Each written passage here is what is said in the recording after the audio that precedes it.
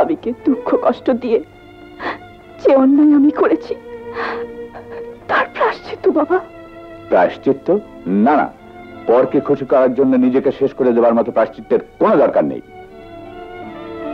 মুরাদ, এই কি অবস্থা হয়েছে তোমার? না না, this is bad. Yes bad, খারাপ। আমি বুঝতে পারছি ভাবির আর খুকুর স্মৃতির যন্ত্রণা আমাকে পাগল করে দিচ্ছে, আমার মনের সুখকে তিলে তিলে নষ্ট করে দিচ্ছে। But what can I do? আমি কি করতে পারি বলুন বাবা? আমি কি করে ভুলে থাকবো ভাবিকে? যে ভাবি এই যেখানে আপনি বসেছিলেন, এখানে বসে কতদিন আমাকে আদর করে ভাত খাইয়ে দিয়েছে। এই যে জামাটা পরেছি, এই যে মাঝখানের বোতামটা আমার ভাবির হাতের সেলাই, এই যে বাড়ি, এই বাড়ির প্রতিটি স্থানে আমার মায়ের মতো ভাবির স্মৃতি জড়িয়ে আছে। আর খুকু যে দুরন্ত চঞ্চল হয়ে সারাদিন ছুটে বেড়াতো এই বাড়িতে, সেই খুকু কোথায় বলতে পারেন? বাড়ি থেকে ফিরলে চাচ্ছু বলে ছুটে এসে লাফিয়ে পড়তো আমার বুকে। সেই খুকুর স্মৃতি আমার মন থেকে কেমন করে তাড়াবো বলতে পারেন বাবা? বলতে পারেন? তুমি একটু শান্ত হও, শান্ত হও। B quite my boy.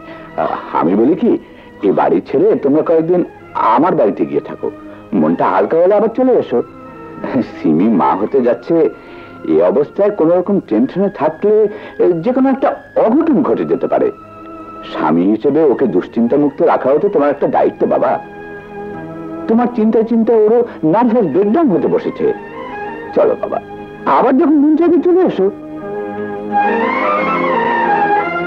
Yes my বয়। ঠিক আছে, যাবো, তবে আর ফিরে আসবো না। এই স্মৃতির যন্ত্রণার মধ্যে থেকে কোনো লাভ হবে না, মনকে শুধু পোড়ানো ছাড়া। সবকিছু যেখানে যেমন আছে তেমনি রেখে আমরা চলে যাব। শুধু ভাই আর কবরের কাছে গিয়ে আমাকে একবার মাপ চাইতে হবে, মাপ চাইতে হবে।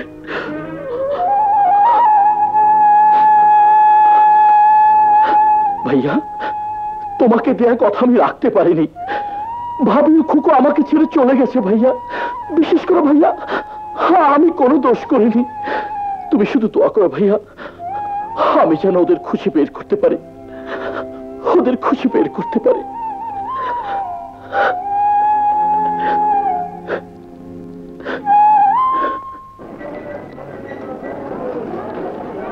কেমন আছো মা? মা, আরে বসো বসো। তোমার কাজ কেমন চলছে? জি ভালো। এই নাও 700 টাকা তোমার বেতন। আপনার এই দয়ার কথা আমি কোনোদিন ভুলবো না মা। দয়া তো নয়, এটা হলো তোমার পরিশ্রমের ফসল। মানুষ যদি নিজে সৎ পথে থেকে রোজগার করতে চায়, তবে আল্লাহ তারা একটা না একটা পথ ঠিক করে দেয়। আচ্ছা আমি চলি। ও হ্যাঁ, কালকের মালগুলো ঠিক করে রেখো কেমন? আচ্ছা।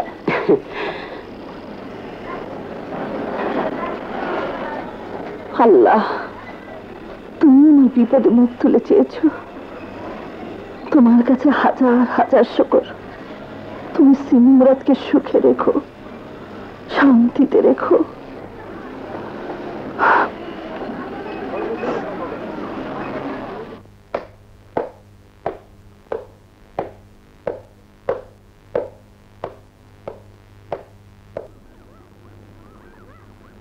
মুরাদ,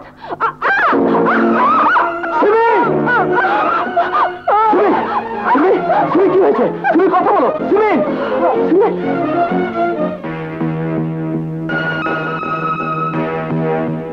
ডাক্তার সাহেব, কংগ্রাচুলেশন, আপনার ছেলে হয়েছে।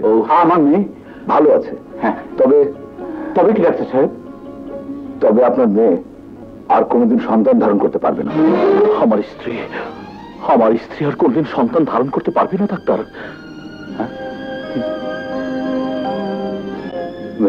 আমরা একটু দেখতে পারবো ডাক্তার? পারবেন, তবে এখন না, এখন ঘুমাচ্ছে। এখন ডিস্টার্ব করা ঠিক হবে না। ঘুম ভাঙলে দেখা করব। আমি তোমাকে দেয়া কথা রেখেছি। তুমি বলেছিলে মুরাদের সুখের জন্য নিজের সুখকে বিসর্জন দিতে। আমি সেই আদেশ পালন করেছি। আমি বাড়ি ছেড়ে চলে এসেছি।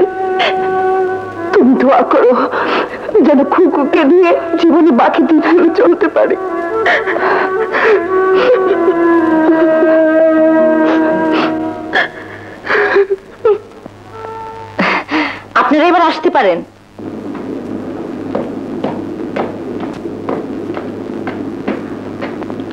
আছিস মা? ভালো।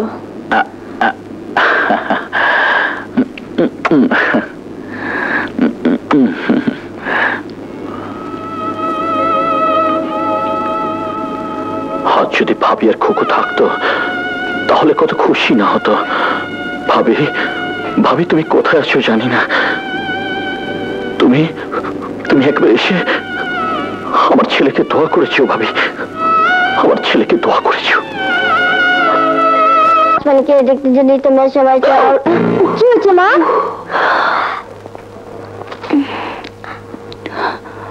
মুরাদ নিশ্চয়ই আমাদেরকে মনে করেছে।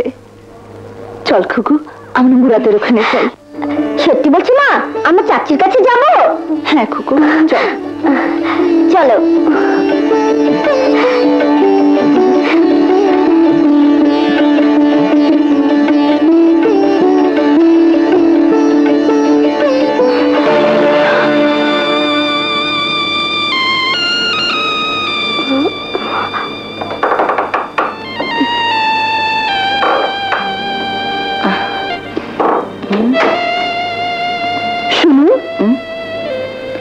আচ্ছা, মুরাদের কোথায় বলতে পারেন?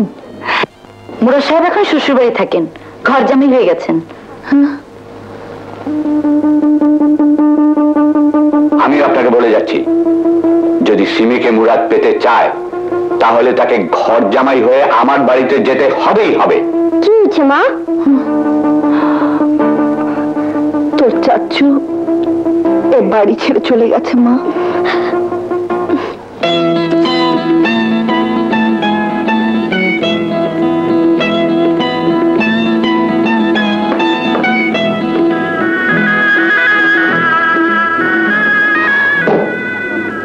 শিক্ষকের জন্মদিন, বাবাকে বলেছে সব আয়োজন করতে। প্রথম জন্মদিন তো অনেক বড় করে পালন করব। করো। একটা জলসার মতো করতে চাই। কয়েকজন রেডিও টিভি শিল্পীকে আসতে বলবো। খুব ভালো হবে, তাই না? হ্যাঁ হবে। সোনার গায়ে কেকের অর্ডার দিয়েছে বাবা, 50 পাউন্ড। বেশ বড় হবে, তাই না? আমাদের সব বন্ধু বান্ধব আত্মীয় স্বজনকে দাওয়াত করবো, যাতে কেউ বাদ না পড়ে। বাদ পড়বে না, পড়বে না, সবাইকে আগে থেকে বলে দেবো। তবুও বাদ পড়বে। কেমন করে পড়বে? খুঁজে পাওয়া যাবে না বলে বাদ পড়বে। কাকে খুঁজে পাওয়া যাবে না? যাকে সবচেয়ে বেশি দরকার, এই জন্মদিনে যার উপস্থিতি সবচেয়ে বেশি প্রয়োজন, যার আশীর্বাদ না পেলে এই শিশুর জীবনে সৌভাগ্য কোনোদিনই আসবে না। তুমি কি ভাবির কথা বলছো? আমি ভাবি আর খুকুর কথা বলছি। কিন্তু তাদের যে খুঁজে পাওয়া যাচ্ছে না। তাই জন্মদিন করার কোনো প্রয়োজন আছে বলে আমি মনে করি না। তার মানে তুমি বলতে চাও ভাবিদের ছাড়া খোকার প্রথম জন্মদিন হবে না? হবে কি হবে না সেটা তুমি আর তোমার বাবা বলতে পারো। আমি শুধু এটুকুই বলতে পারি, জন্মদিন করা ঠিক হবে না। কেন ঠিক হবে না? তোমার কাছে কি ভাবি ছাড়া আমাদের কোনো মূল্য নেই? অবান্তর প্রশ্নের কোনো উত্তর হয় না সিমি। ও অবান্তর প্রশ্ন? ভাবি চলে যাওয়ার পর থেকে আজ পর্যন্ত তোমার মুখে হাসি দেখিনি। কেন যদি জানতে চাই সেটা হবে অবান্তর প্রশ্ন। আমি তোমার স্ত্রী, অথচ সেই স্ত্রীর জন্য কোনোদিন তোমাকে উদ্বিগ্ন হতে দেখিনি। কেন যদি জানতে চাই সেটা হবে অবান্তর প্রশ্ন। খোকার 1 বছর পূর্ণ হতে চললো, বাবার কোন কাকে বলে সে দেখেনি। কেন যদি জানতে চাই তবে সেটা কি অবান্তর প্রশ্ন? হ্যাঁ হ্যাঁ, এই সবই অবান্তর প্রশ্ন। খোকার কাছে লাখ লাখ টাকার ঐশ্বর্যের চেয়ে মূল্যবান তার মা তুমি। সেই তোমাকে যদি ওর কাছ থেকে বিচ্ছিন্ন করে দেওয়া হয় এবং তারপরে যদি জানতে চাওয়া হয় খোকা তুই হাসিস না কেন, খোকা তুই তোর জন্মদিনের উৎসব পালন করিস না কেন, তাহলে সেটাই হবে সবচেয়ে বড় ট্র্যাজেডি। মুরাদ, সেই ট্র্যাজেডির মানে তুমি বুঝবে না সিমি। আমি তোমাকে বোঝাতে পারবো না। আমার মার মতো ভাবি খুকু আজ কোথায়, কিভাবে থাকছে, কি খাচ্ছে, আর আমি তাদের ছেড়ে জন্মদিনে জলস করে বেড়াবো, আনন্দে গান করবো। আমি পারবো না সিমি, আমাকে তোমরা ক্ষমা করে দাও, ক্ষমা করে দাও। না না, তুমি অমন করো না গো। আজ আমার মন থেকে সব সংশয় দূর হয়ে গেছে। তুমি আমাকে ক্ষমা করে দাও গো। আমি তোমাকে কথা দিচ্ছি, আজ থেকে আমি ভাবিকে খুঁজে বেড়াবো, যতদিন না ভাবিকে পাই এই বাড়িতে কোন অনুষ্ঠান হবে না। হোয়াট? কি বলছিস তুই? জন্মদিন হবে না? আমার একমাত্র নাতির প্রথম জন্মদিন হবে না? ইম্পসিবল। ইম্পসিবল নয় বাবা, জন্মদিন সত্যি হবে না। থাম, ওসব কথা বলে এখন আর কোনো লাভ নেই। শহরের সব গণ্যমান্য লোকের দাওয়াত হয়ে গেছে, কেকের অর্ডার হয়ে গেছে। এখন জন্মদিন না হলে আমি সবার সামনে অপমানিত হব, মান সম্মান সব ধুলোয় মিশে যাবে। কিন্তু বাবা। কোনো কিন্তু নয়, জন্মদিন হবে। এবং এ নিয়ে তোরা যদি কোনো ঝামেলা করতে চাস, আমি আত্মহত্যা করব। তার আর দরকার হবে না। ওনার মান সম্মান নষ্ট করার মতো কোনো কাজই আমাদের করা ঠিক হবে না। উনি যখন চান জন্মদিন হবে। আপা, বড় আশা নিয়ে এসেছি আপনার কাছে। এই কাপড় দিয়ে কালকের মধ্যে দুটো জামা তৈরি করে দিতে হবে। কালকের মধ্যে? হ্যাঁ আপা, জন্মদিনে উপহার দেব বিরাট বড় লোক জোয়ারদার আনিসুজ্জামানের একমাত্র নাতি জন্মদিন। জোয়ারদার আনিসুজ্জামানের নাতির জন্মদিন? হ্যাঁ, তারই মেয়ে সিমির একমাত্র সন্তানের কাল 1 বছর পূর্ণ হবে। মেহেরবানি করে বানিয়ে রাখবেন, কাল দুপুরে এসে নিয়ে যাব। আচ্ছা। মা, কার জন্মদিনের কথা বললো? তোমার চাচুর ছেলের জন্মদিন। চাচির ছেলের জন্মদিন? তাহলে আমরাও যাবো মা। না খুকু, ওখানে যে আমাদের যাওয়া নিষেধ। কেন নিষেধ মা? আমাদের দেখলে ওদের অসুবিধা হবে। তাহলে আমরা আড়াল থেকে দেখবো মা, লুকিয়ে দেখবো। বলো মা, তুমি যাবে? বলো বলো মা। যাব মা, যাব। আমারও যে মোরাদের ছেলেকে দেখতে খুব ইচ্ছে করছে। যাব, জন্মদিনের ভিড় থেকে লুকিয়ে এক নজর দেখেই চলে আসবো। আমি সেই লাল ফ্রকটা পরে যাবো মা, আর ভাইয়ার জন্য একটা রুমাল নিয়ে যাব, যাতে তুমি লিখে দিবে, ভাইয়া মুন্নি তোমার জন্মদিনে জানাই শুভেচ্ছা। তাই লিখে দেবো মা, তাই লিখে দেবো।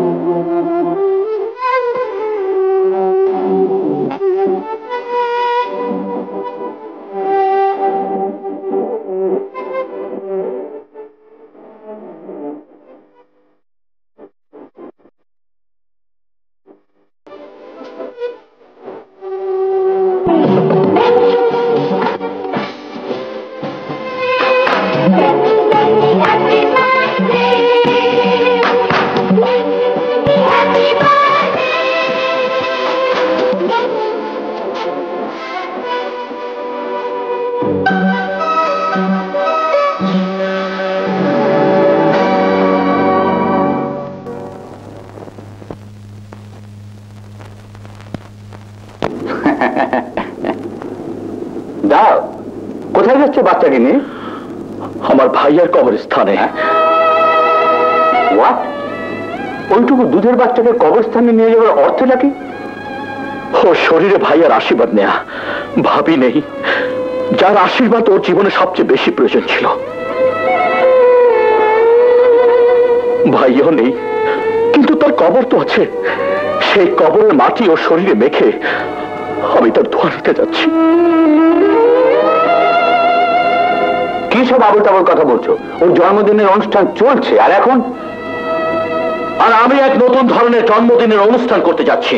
একটা খুনির কবরের মাটি নাখে? মিস্টার জোয়ারদার আনিসুজ্জামান, আমার শ্রদ্ধেয় মরহুম ভাইজান সম্বন্ধে আপনি আদবের সাথে কথা বলবেন, নইলে আপনার সম্মান আমি রক্ষা করতে পারবো না। আর একটা কথা নয়, এতক্ষণ আপনি বলেছিলেন আমি শুনেছি, এবার আমি বলছি আপনি শুনুন। আমার সন্তানের জন্মদিনের অনুষ্ঠান কিভাবে হবে, কেমন করে হবে, কোথায় হবে, সে ব্যাপারে ভাববার অধিকার শুধু আমার। প্লিজ ডোন্ট ট্রাই টু পোক ইউর নোজ। আপনি নাক গলাবার চেষ্টা করবেন না। চলো সেমি।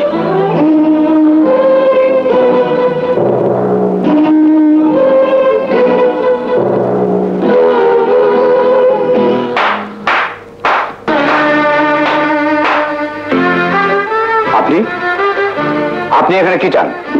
আপনাকে বোঝাতে চাই যে মিথ্যে দিয়ে যে সুখ আপনি মনে এনে ভরতে চেয়েছিলেন, সেই সুখ কোনোদিন চিরস্থায়ী হয় না। কি বলতে চান আপনি?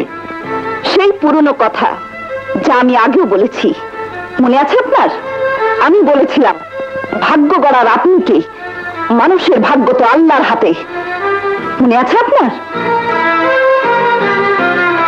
সেই দিন বলেছিলাম আপনার এই সৌভাগ্যের লোভ দেখিয়ে মুরাদকে কিনতে পারবেন না। মনে আছে? মনে আছে কি আপনার? আপনাকে আমি বলেছিলাম আপনার ঐশ্বর্যের অহমিকা থেকে আমাদের গরিবদের মান সম্মান অনেক অনেক বড়। Stop it! আজ আপনার বিশ্বাসের ভিত্তি নড়ে উঠেছে, আপনার এতদিনের মিথ্যা অহমিকা ভেঙে গুড়িয়ে যাচ্ছে। করিম, কালু, এই মহিলাকে ঘর ধরে এখান থেকে বের করে। জোয়ারদার সাহেব, তাতে আপনার মনে শান্তি ফিরে আসবে না। হে কালু, আপনার ভেঙে যাওয়া গুড়িয়ে যাওয়া মিথ্যা অভিযোগে রক্ষা করতে পারবে না। পারবে না।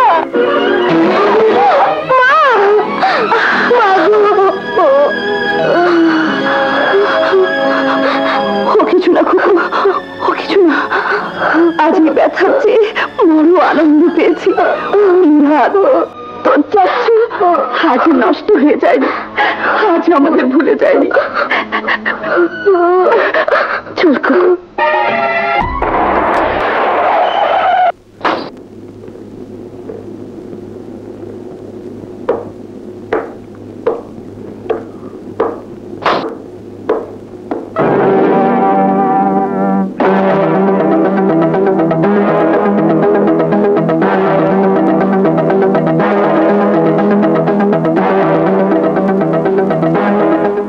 ভাইয়ামণি, তোমার জন্মদিনে জানাই শুভেচ্ছা। খুকু, খুকু, আমার খুকু। কি হলো? শুনি শুনি, এই দেখো রুমাল। খুকু খোকার জন্মদিনে এই রুমাল উপহার দিতে এনেছিল। খুকুর সাথে নিশ্চয়ই ভাবি এসেছিল। কালু, করিম। জি হুজুর, এখানে ভদ্র মহিলা 7-8 বছরের মেয়ে এসেছিল। হ্যাঁ হুজুর। ওরা কোথায়? স্যার আমাদের বললেন ওদের বের করে দিতে, আমাদের কোনো দোষ নেই। বাবা ভাবিকে বের করে দিতে বলেছেন? হ্যাঁ।